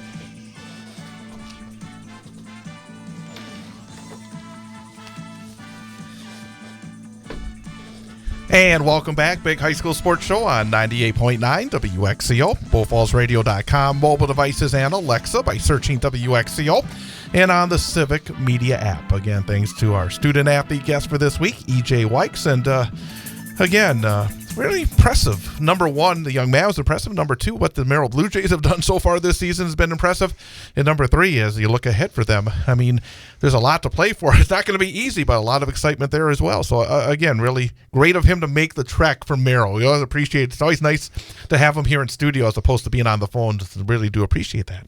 Pretty easy to connect the dots when you talk to a young man like him and how well-spoken he was, and when he talks about the program, to understand why they're taking steps in the right direction. And why, when I asked the coach about a player to be brought in, he said that is the person in terms of leadership. And that's, again, Well, that's what we want to share with you, and glad to be able to do that here this week. We usually are done with the reviews by the end of the first hour, but we got to get to work and look back at last week's action, still in the CWC Large and the Merriwood CWC as well. CWC Large, Stratford stays undefeated. Waiwega Fremont put up some big numbers, but in the end, Stratford put up even bigger numbers, winning 53-33. Stratford 5-0, 3-0 in the conference. Waiwega Fremont 2-3, 1-2 in the league. Jack Tubbs, you talk about a massive night. I mean, that's a massive night. 22 of 25, 239 yards. Jet Shaner had 10 catches, 130 yards. Reed Miller, 13 rushes, 133 yards and a couple of touchdowns. You talk about big numbers. 364 on the ground, 603 total offense for Stratford. But Waiwega, Cameron Zilke, 13 rushes, 127 yards and a touchdown, 7 of 16 passing, 168 yards, 2 touchdowns and a pick. They had 434 yards of total offense. So that means 1,037 yards of total offense in that game on Friday night. I got to say, yeah, Stratford, they're looking great. You have to say that Waiwega Fremont, 2 games this year they've lost. They put up big numbers offensively, first against Iola and now against Stratford. If their offense is doing the job, and I think they're still a team that I think can get into the playoffs even at 1-2 in the conference right now. I think they've already lost to Whitburn and now to Stratford, and 2 of the tougher teams in their conference out of the way. Yeah, I'm kind of at a loss for words when you talk about 1,000 yards in a high school football game. Right. Pretty remarkable. And I don't know. I don't know the box score on this one to see kind of how the pace of play was or whatever, but I mean, that's something that Stratford's probably going to have to clean up a little bit as they head into the D5 playoffs this year, is giving up that amount of yards. 25 passes for Stratford. You don't see that very often, do you? No, you do not. And you don't see them score. I mean, you see them scoring 53, but not giving up 33 in the same game. So great win for them to stay undefeated. And Waiwega, definitely some things to build off of. Definitely easy to pass 25 times when you complete 22 of them. So you got to keep doing what's working. Yeah, that's about as efficient as it gets. Amherst also undefeated in the CWC Large, 5-0, 3-0 in the league. Beat Loyal Greenwood 35-8. Sam Stukzinski, 24 rushes, 179 yards and 2 touchdowns. Not a great night passing for Michael Gladowski, 5 of 16, but he did get some pretty good chunks of yardage, 127 yards, 2 touchdowns and an interception. It just seems to be rolling towards an Amherst-Stratford matchup, as Amherst, like Stratford, really hasn't been threatened so far this year. No, and they seem to be hitting their stride on offense. I think they're putting up big numbers. I think they're, like you said, not a great night throwing the ball, but being able to rush the ball like that's is what they're going to need to be able to do to compete with Stratford. After a slow start, Colby has now won back-to-back games. They're now 2-3, 2-1 in the CWC Large. They went to Marathon and defeated the Red Raiders 48-3 last week. Marathon 2-3, 1-2 in the conference. Gavin Voss, 18 rushes, 103 yards and 2 touchdowns. Colby had 289 yards rushing as a team, 6.6 yards per carry. And Marathon, you lose 2 quarterbacks. It's hard when you lose 1 quarterback, especially when it's true thirds, and then you lose your second quarterback. Thirds loss hurts on both sides of the football. Injuries have such a major factor, especially as you get to the smaller school levels, don't they? Yeah, for sure. I think when you look at Marathon and True's role that he plays in their offense and defense, and having Treve Stoffel in last week from Mosinee, who played a very similar role, and the impact that would have on them if they lost. So that's a tough one. And at the same time, we had some questions about, obviously Marathon isn't putting up the same fight that they probably were earlier in the year, but it does look like Colby has righted the ship and is playing some good football right now. Wittenberg-Burnhamwood is now 3-2, 2-1 in the conference. They defeat Spencer Columbus 46-14. Spencer Columbus 1-4 overall, 0-3 in the conference. The Chargers' Bryson Schmid, 9 rushes, 149 yards and 3 touchdowns. Added 6 of 7 passing for 131 yards. 455 yards of total offense for Whitburn. It looks like Whitburn right now is settling in there in that level right below Stratford and Amherst. And again, they lost a lot of really, I think, impact talent from last year, but they're methodically working their way right back to where they probably expect to be right now. Yeah, and that's a pretty darn efficient game by Bryson Schmid for 9 rushes, 150 yards, and then 6 of 7 passing for another 131. So it looks like probably didn't play the entire game, but when he was in there, got really big numbers and had a good night. Yeah, 270 yards on basically 16 touches. That's pretty darn good. The Merrillwood CWC, or the CWC Small, whatever you want to call it. Edgar stays atop the league. They're 3-0 in the conference, 4-1 overall. They beat Pittsville 35-0. Pittsville, I think a team that's played better than their record indicates. They're 1-4 now, 1-2 in the conference. Will Hackle, 11 rushes, 73 yards. Maverick Butt, 7 rushes, 64 yards and 2 touchdowns for Edgar. Logan Zeikert, 5 of 9 passing, 65 yards and an interception. And Edgar's defense looking like it's getting into midseason form. They really shut down Pittsville on the ground. Pittsville had 58 yards as a team on the ground, 2.2 yards per carry. And since that Stratford loss, Edgar has really been very impressive. Yeah, absolutely. And I think the defense is really what looks like it's turned around. You're seeing the names now, right? You got Hackle and Butt, you know what I mean? You have the big Edgar names out there doing it now, but it looks like what's really turned around is their defense. And Pittsville is a team that can't compete with Edgar, but in some of these other games has shown the ability to do some things offensively. So good job for Edgar and their defense. Last week we had Abbotsford head football coach Jacob Nat Miller on the team, and they stayed perfect, defeating Assumption 52-20. Abbotsford 5-0, 3-0. Assumption still looking for that first win, 0-5, 0-3. Assumption only had 14 players in uniform, which is hard to do in 11-player football. It was hard to do for Newman in 8-player football. I was just going to say. But Assumption to have 14 players, and again, Abbotsford, from what I was told, they were sportsmen, because, again, that's a tough football team. That's not the kind of team you want to face with 14 players, the way that Abbotsford runs it. But Jason Plakoman, 9 rushes, 86 yards and 2 touchdowns, 318 yards rushing as a team on 29 attempts, Gaudy 11 yards per carry. So Abbotsford getting through it, and I guess you can't judge anybody's decisions, but Assumption's numbers right now, it seems to think, it's time to start considering maybe the change. And I would have to think that behind the scenes it's probably hard, because this is when you'll start to get the conversations, when you consider the fact that Edgar and Auburndale and Iola are still in this conference. Yeah. This is when you're going to start to get questions. Is it safe to put 14 kids out on an 11-man football field? My one last thing about this game is Christian Fuentes. Where is he? Abbotsford this week. I wonder if he didn't get many touches. I'm thinking because that of the lineup. Yeah, they went into the bench, and like any good coach, you want to keep those bullets handy when you need them, right? Yeah. So hopefully he rested. I know he had coach talked about a little hamstring issue, so hopefully he got that rested up, and we'll see him back in that stat line next week. Iola Scandinavia, 4-1, 2-1 in the conference. Went to Gerke Field last week, defeated Pacelli 49-8. Pacelli 1-3, 1-2 in the conference. Jensen Rice, again multi-threat for IS. 10 rushes, 120 yards and 2 touchdowns, and 7 of 10 passing, 110 yards and a touchdown. Billy Myers added 7 carries, 123 yards and 2 scores, 302 yards on the ground, 10.8 yards per carry as a team for the Pacelli Cardinals. Eric Reinecke had 11 carries for 84 yards and a touchdown. Outside of that game against Abbotsford, Iola has been putting up massive numbers offensively. That probably says just as much about Abbotsford and their strength, but Iola has been pretty consistent most of the year, putting up a lot of numbers and putting a lot of pressure on their opponents. Yeah, and they're spreading it out too. I mean, not a lot of touches, a lot of yards, a lot of touchdowns.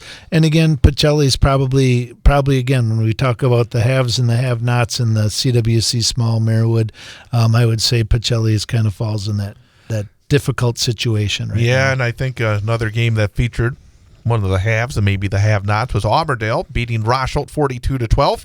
Auburndale 4-1. 2-1 in the conference. Rosholt 1-4, 0-3 in the conference. Rosholt also made a vote in the last week or so that they are going to go to 8-player football starting next year. But in that game last week, Auburndale's Blake Robb had 8 of 10 passing, 115 yards and 4 touchdowns. For the Hornets of Rosholt, Dylan DeLate, 11 of 19, 106 yards. So again, I think for Rashod, I think it was interesting. I read a story about that decision, and it's kind of, frankly, a little disappointing the reasons they're talking about, because the coach was saying, yeah, right now we're having a hard time getting the numbers. They could have the numbers, but there's a lot of kids that could be playing that's not coming out. And you hate to see that. I mean, it's one thing where the numbers just don't add up, where you're having the kids come out and there's not enough of them. But when you have kids that are missing out on opportunity, that's the thing. You think about maybe 10, 20, 30 years from now, they'll think, well, man, I should have gone out and been part of that experience. Yeah, and I think it's true all over, excuse me, to some extent, outside of the super rich tradition schools, right? The Edgar, the Abbotsford, the Amherst, the Newman Catholic, like where the expectation is if you go to those schools, you play football. That's what you do. But I think it's obviously magnified in these small schools like that, because even at a school like Wausau West that has 1,500 kids, there's a lot of young men walking around that building who would most definitely help out our football program, our soccer program, our cross-country team, and aren't participating in a sport. So I think there's a little bit of a trend out there that we're all working on trying to get these kids more involved. 8-player football. You have the Newman Cardinals defeat Marion Tigerton 48-6. Again, going into that game, Newman with only 14 players in uniform. Marion Tigerton was 2-1 on the season, but Newman executed exceptionally well in that game. Carson Rice, the fourth quarterback to play for Newman, had 18 rushes, 142 yards, and 3 touchdowns. Did not throw much, but boy, he had some big plays. 4 of 6 passing, 220 yards, 3 touchdowns, and an interception. Everett Pent had 15 rushes, 102 yards, and a touchdown.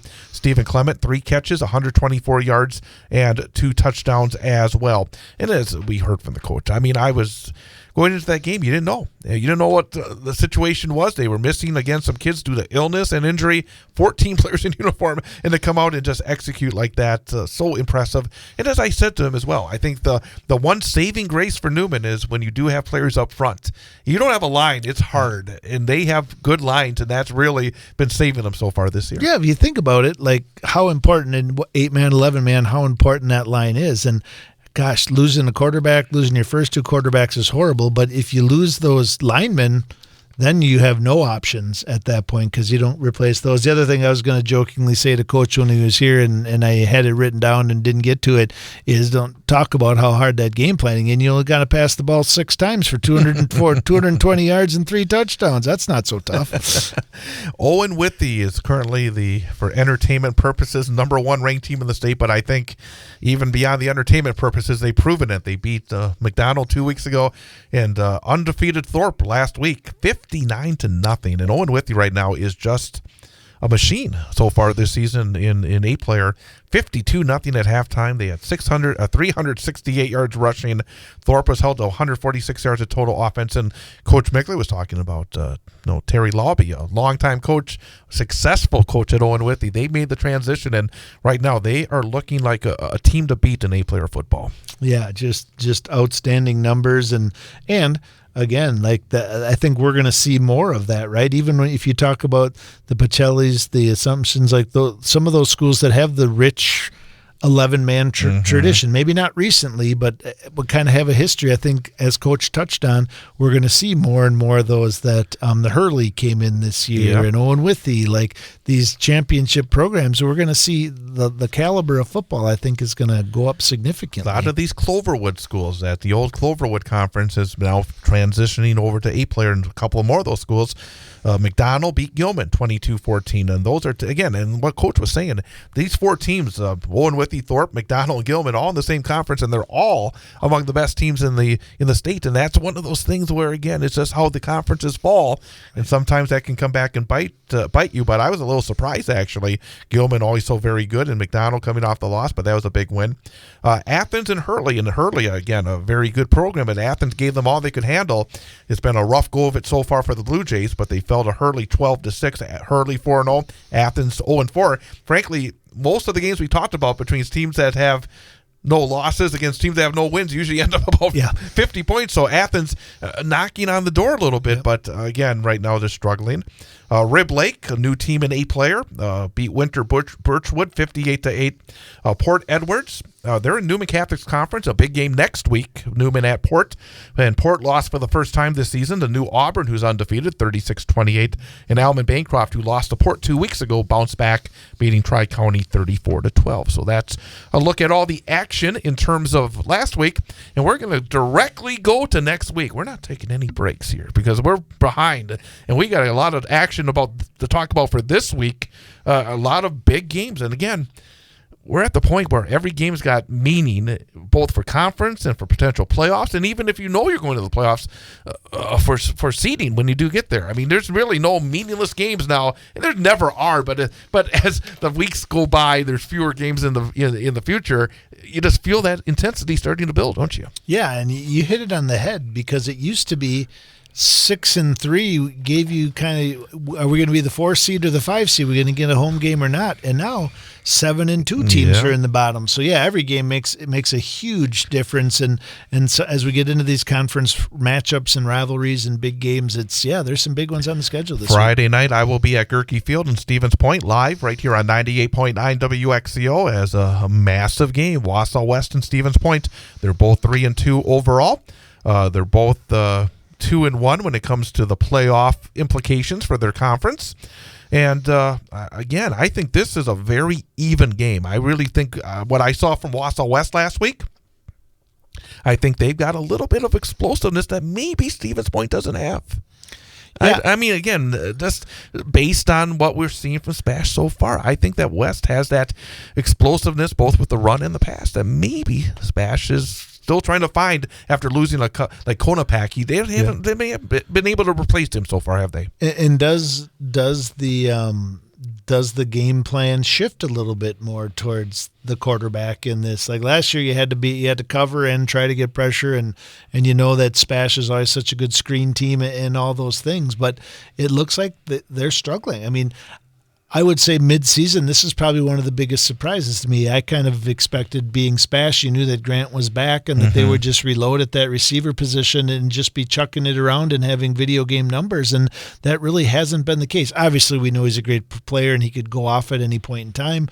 But yeah, I think this is a good matchup, and it's 2 years in a row at Spash, 2 years in a row homecoming at Spash. So this should be a good matchup. No. Last year, they played at West. Oh, and then the playoff game. We were going to move this one, have them home at twice. That is correct. And the game during the regular season was ugly for West. I think they turned it over 7 or 8 times, and it was just very ugly. And then the playoff that was the game we lost Ray. Yeah, and then the playoff game, West had an 18-point lead in the second half and an incredible comeback by Stevens Point to win 32-31. So, again, it's just... that again showed how different games could be between the same teams in the same year. I think from week to week, as it's progressed and teams have had their injuries and get their guys back and don't have guys, whatever the case may be, I think this is probably one of the most intriguing matchups this week, especially looking because they both had that really tough non-conference and then crossover opponent in Hudson, and Spash having them just last week, and the game that was. I think this is going to tell us a lot about the Wisconsin Valley Conference. You're right. DC Everest will try to stay perfect in the conference and extend their win streak to 5 in a row. They will host Eau Claire North. Again, North, I remember talking to Coach Johnson before the Warriors played them. He said not any real big weaknesses, that they're a team that has a lot of good pieces. And I think in a sense, they're still trying to find that winning feel. Now they've won a couple of games. I think they're a little bit of a scary team for DCE. Evergreen's come off those great wins the last 2 weeks against rivals, West and Marshfield. This could be one of those games, and I think it's homecoming week as well for DCE. So, I mean, this feels like mentally, I think the Evergreens, if they come in there and they have that same attitude, they should not have much of an issue. But if they let Eau Claire North hang around a little bit, that could be, I think an interesting game. Yeah, I think if DC Everest has a weakness, and I'm certainly not saying this is their weakness, but if you look at all their things, the one area that I think they would probably agree with, they're looking to improve each week is on their defense. And if there's one thing that Eau Claire North has been able to do is move the football. It hasn't always resulted in a lot of points, but they have gotten better the last 2 or weeks. 3 weeks and able to in scoring points. So I think it will be interesting, kind of like Marshfield put up 25 on them, and that's a team that was struggling to score points as well. And I think that Eau Claire North, when they put it together and stopped making the penalties and the turnover mistakes like they kind of did a few weeks ago against the Warriors, I think they put it all together. They could give DC Everest a challenge. Two teams that's combined record is 1-9, but when you look at this game, when you think about the big picture, and when you think about what we've seen recently, where teams that they're 3-4 get to the playoffs in their conferences, this game has significant conference or playoff implications, because when you look at Rapids, they still probably think, hey, we can beat Eau Claire North, we can beat Eau Claire Memorial, we can, if we find a way to beat Marshfield, all of a sudden they get 3 conference wins, they have a chance to make the playoffs. And Marshfield already with one of their, they got the crossover. No, that was actually a conference game against Eau Claire Memorial. Yep. Oh, I get so confused so quickly. But Marshfield can move themselves into a pretty good position with a win in this game. So again, I think this is a significant. You look at the overall records. You don't. No. This game has a lot. The winner, I think, has a pretty good shot of making the playoffs. Yeah, after watching Rapids play last week, I feel like I have a pretty good idea of who and what they are. I think Marshfield is the question mark to me. I think what happens in this game will kind of speak a lot towards what Marshfield has coming and what some of those matchups down the road for them. I mean, they still have Wausau West. They still have North. So I think those will be some good matchups down the road. Yeah, absolutely. So, and then Eau Claire Memorial has their crossover against Menominee. And Memorial, again, I mean, even last week, I mean, they moved the football. They just got to find a little defense. Right. And I think they, again, based on what I've been watching on some videos, they just got to get a little tougher. I think there's that mentality right now. They don't have that little edge to them.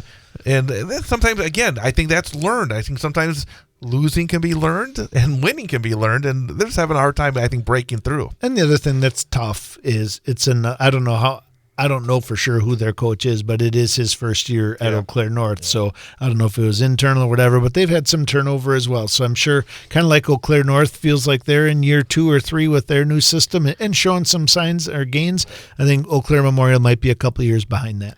Let's talk about the GNC. That's your favorite conference to see the results, you say. Yep. Wausau East will try to make it 2 in a row against the Big 2. They got Mosinee last week. This week they go to Medford.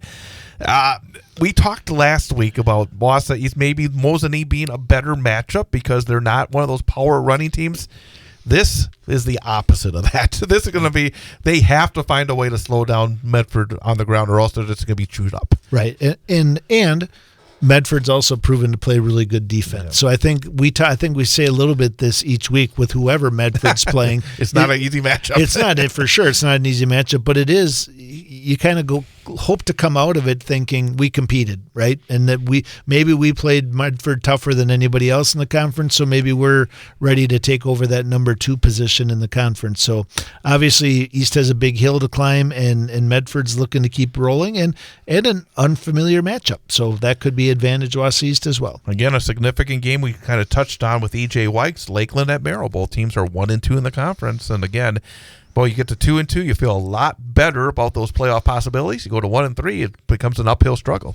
Yeah, and it's always interesting, Lakeland coming off a tough loss to Medford, which most people are coming off tough loss the week after they play Medford. How do you bounce back from that? Do you pull yourself up and have a great week of practice and get back in the winning ways, or did Medford knock some of the life out of you a little bit? So should be good. And Merrill coming off a great win, so be good to see how they compete. See how Mosinee bounces back after that 1-point loss to Tom Field last week to East. They're home against Tomahawk.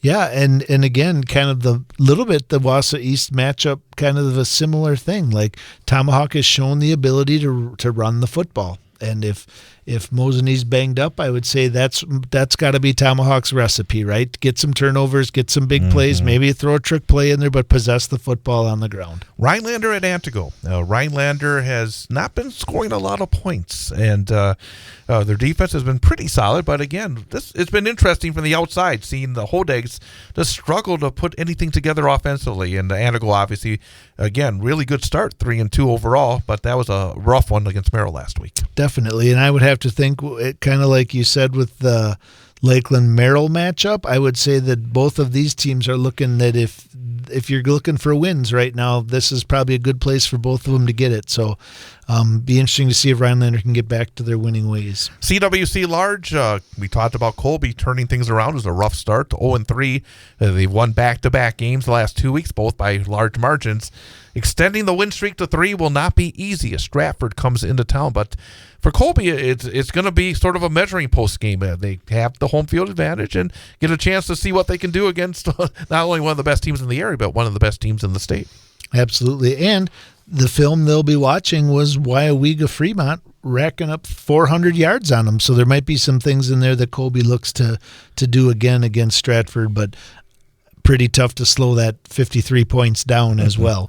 Amherst undefeated, traveled to Spencer Columbus, and I think for Amherst, we're still just waiting for them to play Whitburn and Stratford. Because Whitburn knocked them out of the playoffs last year, and Stratford is Stratford, of course, and again, Amherst has just been rolling, and no reason to expect anything different this week, I think. Nope, I think they will stay undefeated and start watching some of those films for those upcoming games.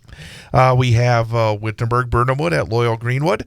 Again, Whitburn appears to be building. Replacing a number of important players, and it looks like again they're on the right track. Yeah, quarterback had a really nice game last week, and will look to continue that this week against a team that they should be able to move the football against in Loyal. A game that we will have on the Sports 2 stream of 98 of BullFallsRadio.com and the Civic Media app on Friday night, and also as a tape delay broadcast after the West Bash game. Marathon at Wyawega Fremont, and right now for Marathon, it's just they're banged up, and they have had a hard time slowing down run games so far this season, and Wyowega's run the ball very well.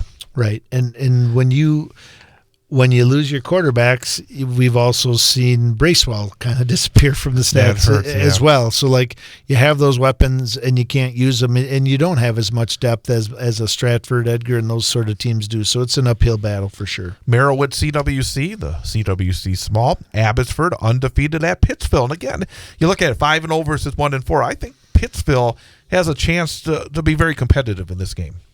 Yeah, I think obviously when you play Abbotsford, you got to be able to stop the run, and that'll probably be the biggest question mark in this game. But Pittsville is probably one of those teams and looks at Abbotsford as a big challenge, but maybe one that they could get.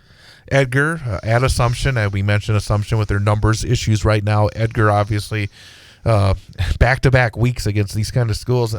Is it tough to keep your edge in these kind of situations? I think for maybe a less experienced coach, but Coach Sins has been in so many of these situations on both sides, right? Right. Not being the underdog, but in just super high-level, intense, elite games like Stratford and games at the state level. But also over the years, they've had a lot of this type of opponent on their schedule as well. And so he's got a nice recipe for dealing with these games, getting your kids a few reps, and then making sure those younger guys have a lot of opportunities. You got a couple of big favorites at home as well in that conference. Auburndale home against Pacelli, looking to stay move to 5-1 overall. Likewise, Iola Scandinavia against Rochelle. I think both those teams in pretty good shape to get their 5th wins of the season. Definitely. 8-player, a game that we'll have Friday afternoon. Again, 3:35 pregame, 4 o'clock kickoff.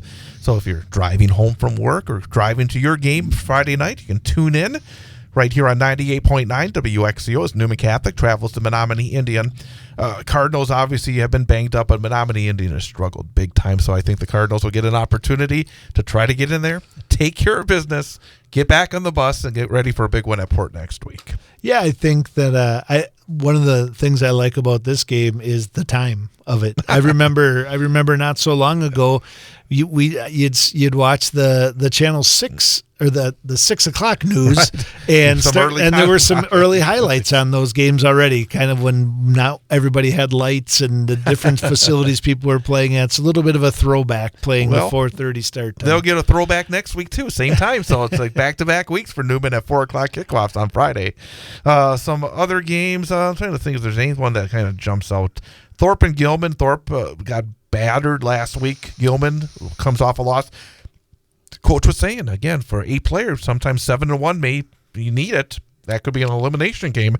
2 very good teams, but in a very tough conference. All right, we got about a minute to go.